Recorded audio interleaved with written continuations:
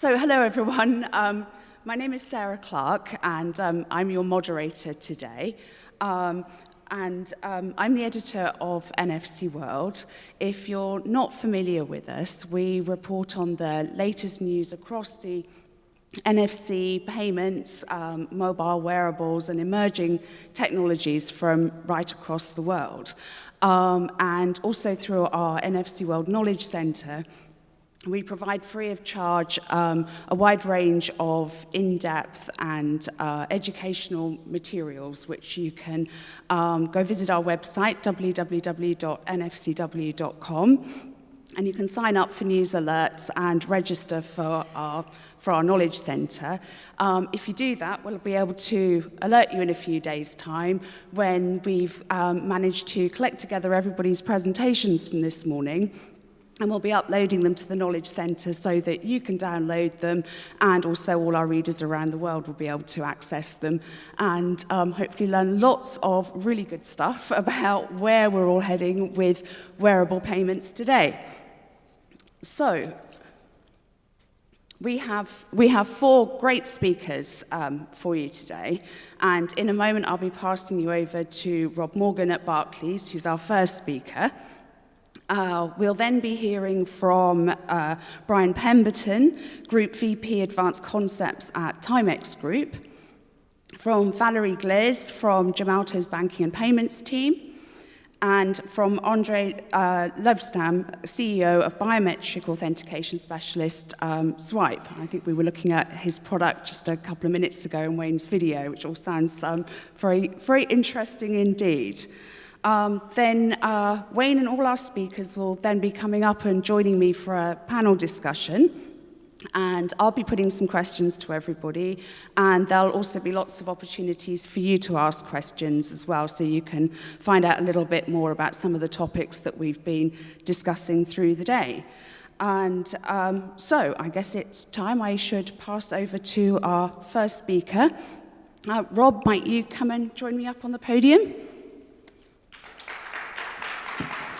Here we go. Thank you. Lovely. All righty, thank you. Right, good morning, everybody. Thanks for coming to the Tappy Summit. I'll introduce myself. My name is Rob Morgan. I look after business development and partnerships at Barclays.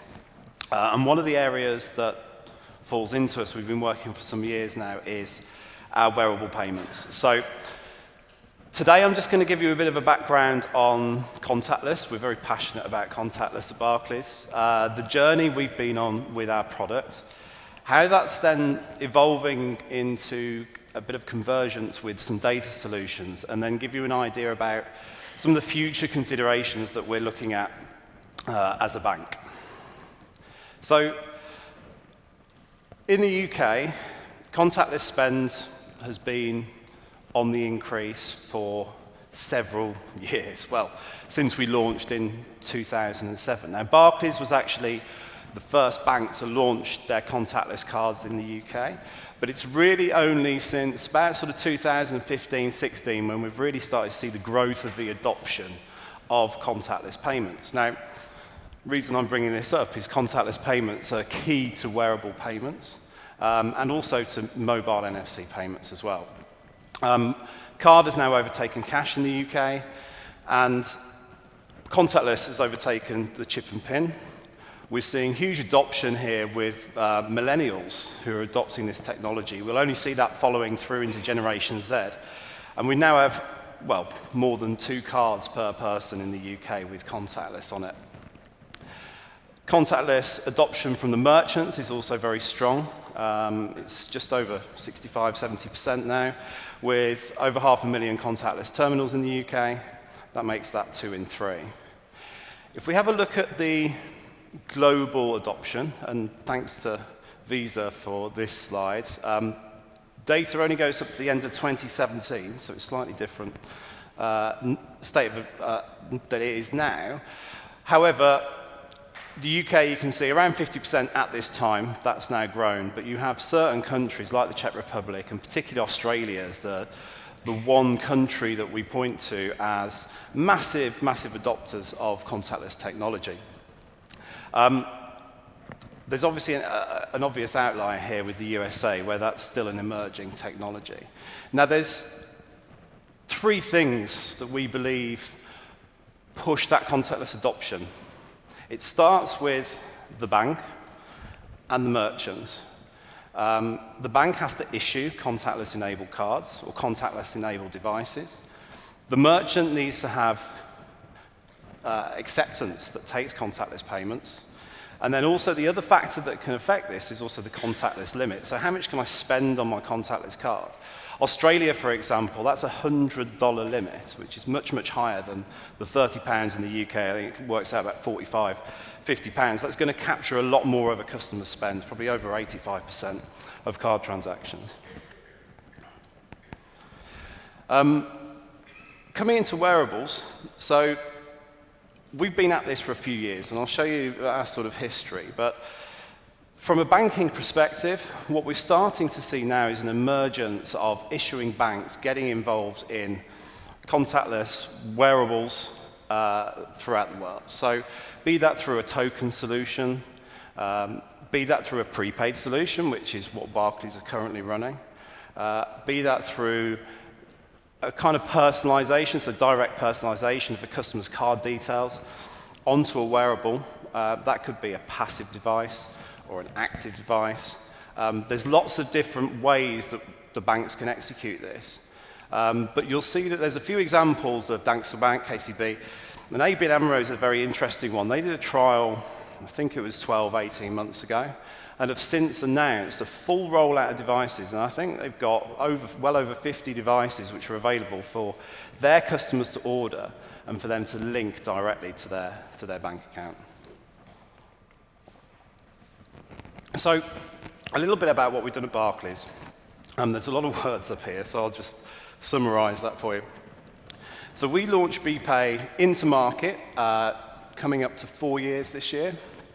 We came out with a proprietary range of products using a passive chip technology, which from our partners, Jamal, so you'll hear from Maria later. And what we built behind this is an app which essentially supports a prepaid Visa card. So it's a wallet solution. You can load money in from any Visa or MasterCard credit or debit card. That then gives you a balance within the app, and then you can go and spend contactlessly in the UK, anything up to £30. This will be accepted overseas as well, so even though it's a UK product, I've used this throughout Europe and Barcelona this week as well. You can set up auto top-up limits, so if my balance falls below a certain amount, then it'll add more funds back into the wallet, so I'm not constantly having to log into the app to keep topping that up. I can view all my transaction history, but I can also have up to sort of, I think it's 10 devices on the app at any one time, which I might want to give to family members. We see very good use cases around parent-child, and a lot of parents taking these devices, and because of the prepaid nature, enabling their children to be able to go and spend. Obviously, they then get a visibility of what that child is spending, and they can control that. So a little bit about our customer journey. I've sort of summarized that there. It's very, very simple. You download an app. You register all the usual details, name, address, date of birth, those sort of things. And with the device, you get a unique device ID. So when you go into the BPay registration and you've logged into the app, you take your device ID, which is just an alphanumeric number, you enter that into the app, and that will then activate the device and associate that with your account. That enables us to do a couple of things. One is around security. So we don't have live devices out in market with customers' personalized card details loaded onto them. And the customer can self-serve, which enables us to partner with people like Timex and to be able to retail these within the stores in the UK. From a security point of view, we have a lost and stolen button.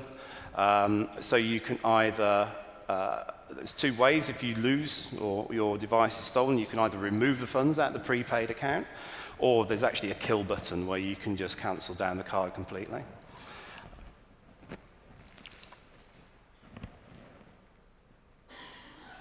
There's also a security feature around auto top-up. So every time you process an auto top-up, you'll get a text message and an email to notify you that that device has been topped up. So if you're not with the device and you've not just spent in a store, but you get a text alert, then you know it's time to go into the app to have a look at that.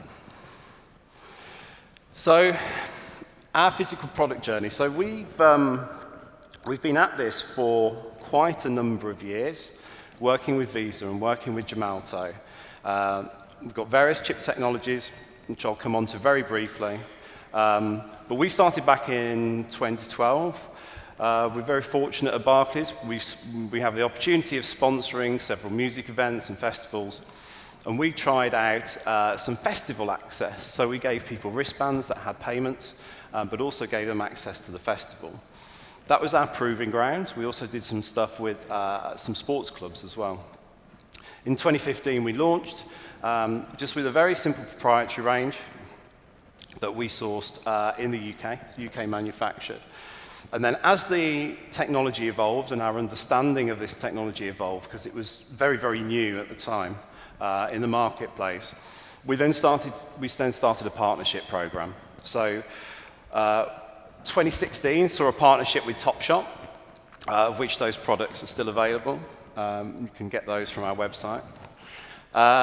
We also have small fashion ranges with a company called Toby Silver, and then we started working with Mondane in the watch market. Now, we launched a silicon loop that could be retrofitted to any watch, any fitness device, and we put that on the side of the watch. Now, as Wayne alluded to earlier, the reasons people wear a watch is generally around aesthetics. Sometimes it's about functionality, but it's mostly aesthetics. And one thing we've learned from our customers and the feedback that we've had is that customers, what they put on their wrist is very personal to them, you know, and it's the premium space. If you talk to anyone who works in that market, they'll tell you, that's a valuable space, and that's what we're all playing for. So working with Gemalto, we went from what is a sort of standard SIM card-sized chip, we call the micro tag, and we developed a flexible version of that technology. So it's an NFC chip, an antenna, that holds securely the Barclays and Visa keys and everything that we need to enable payment. That enabled us to then embed it seamlessly into timepieces, starting with Timex,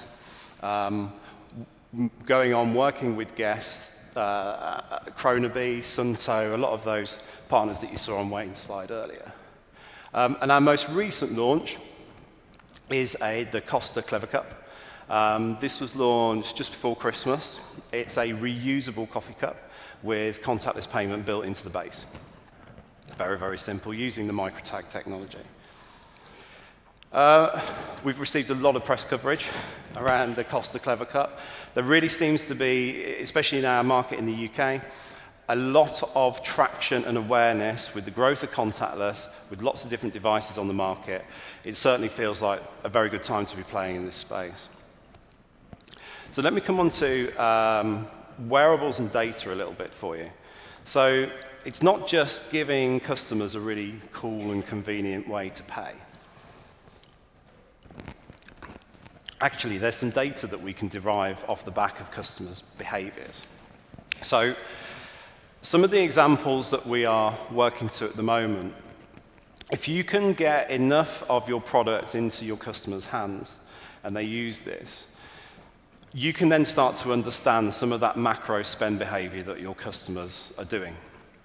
For example, if you're in a campus-type environment, and we talk about campus-type environment, it might be a holiday park, it may be a gym, it may be a university, whatever it is, but where people are going on a regular basis or they're actually captured on that campus environment, you can look at their spend behavior. And as long as there's the right permissions in place for data and you have the right ownerships, then actually you can see where people are spending and how much they're spending.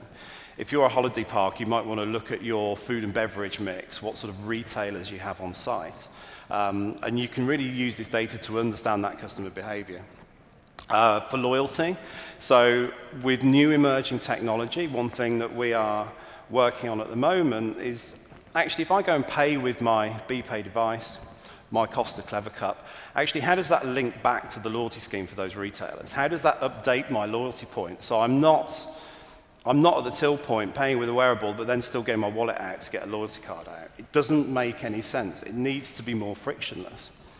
And then also customer profiling. So if you think about a FMCG environment, or it could be, let's say it's a fizzy drinks company, they're selling most of their products, pretty much all of their product, through a supermarket, through wholesalers or corner shops or wherever it might be. They spend an awful lot of money trying to understand who their customers are. Because they're disintermediated, they're not selling directly to their customers. It's also applicable for some of the watch manufacturers as well. They're selling all their product through retail. So actually, our data can help them understand the profile of customers that are purchasing their devices, which can lead you to optimize your marketing, change your product mix, and various other things. Then if we take that data and combine that with other data sets that we have available at Barclays, you can look at much more data, much broader picture, not just wearable spend, but overall spend in other areas. So you can look, where are people spending, where do they live, how far do they travel to go to certain stores, versus competitor sets, actually, how are you performing? Are your customers just unique to you? Are they loyal to you, or are they shopping across multiple brands in your sector? And who are your customers? What is their demographic makeup?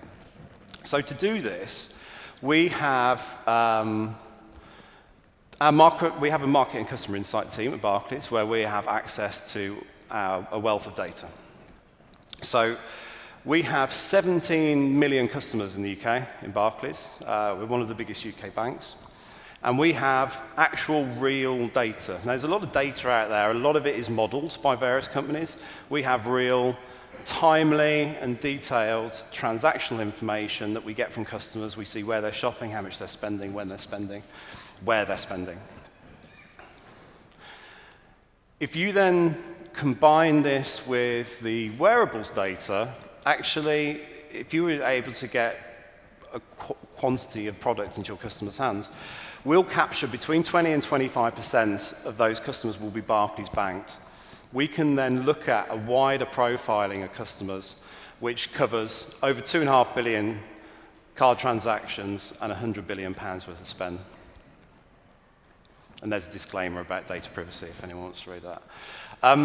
Right, where are we going to the future? So some of the considerations around our physical wearables products.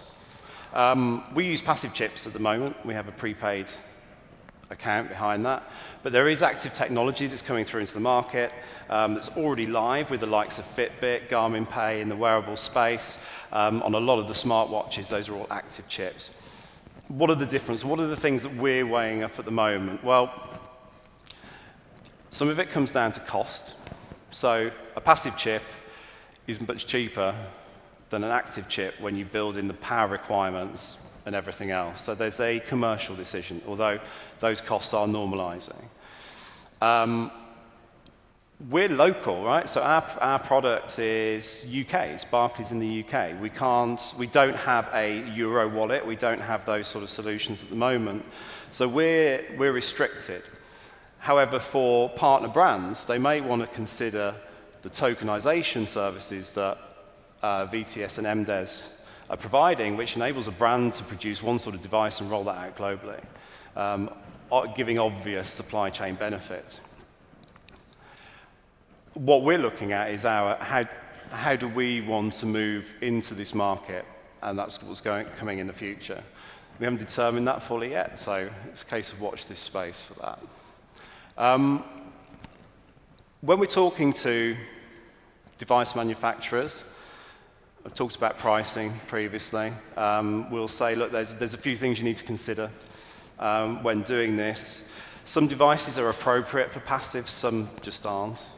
Are you retrofitting existing ranges and devices? Do you have established run rates with, good quality products? Can you put this into your retailers? Will it work for your customers? Customer awareness is is an interesting one. So, I mean, Wayne mentioned it in his keynote very briefly. We've been live with Guess and Timex and a couple of other watch manufacturers now for just over, I think the first watch launched in retail just over 12 months ago. We've seen really good customer adoption, but only when we tell the customer what it is. It's an additional functionality that customers are getting comfortable with. We've gone past the early adopters now, and we're coming into the mainstream, and the sales that we've seen reflected from that are growing. But as in with any product, right, marketing helps amplify that message. When we're working with partners, we try and work in partnership. So we're not just selling them our technology to put in their device so they can go and retail it. Actually, what value can Barclays bring back? We have access to our customer base. We retail these products ourselves as well. We have access to data. So there's a value partnership that we like to bring to these. There are regulatory requirements. This is a financial services product, so we have to be very careful and very well planned in how we execute these products. So we satisfy those regulatory requirements. And the last thing that device manufacturers should be considering is how that end-to-end value chain looks for the market. And that's an active versus passive discussion. It's all the players involved, any issuing banks that you may want to partner with. And then finally, where else can we take wearable payments? There's a few examples already in market. So Center Parcs in the UK is, for those of you not from the UK and not familiar, is a huge sort of holiday leisure complex where people go for the weekend, go swimming and do activities.